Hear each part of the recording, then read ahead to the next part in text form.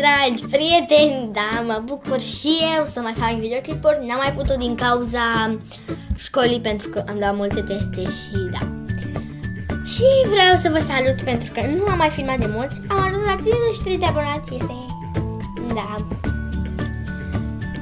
Și sunt foarte fericită și o să fac și un video special, chiar promit. Și cred că o să fac, da.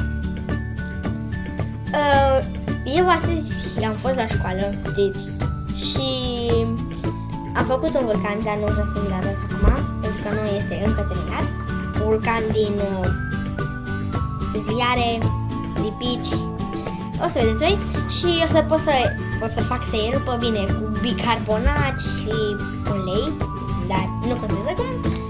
Și am vrut să vă salut pentru că n-am mai filmat de mult. Da. Sunt foarte fericită și afară este chiar foarte frumos.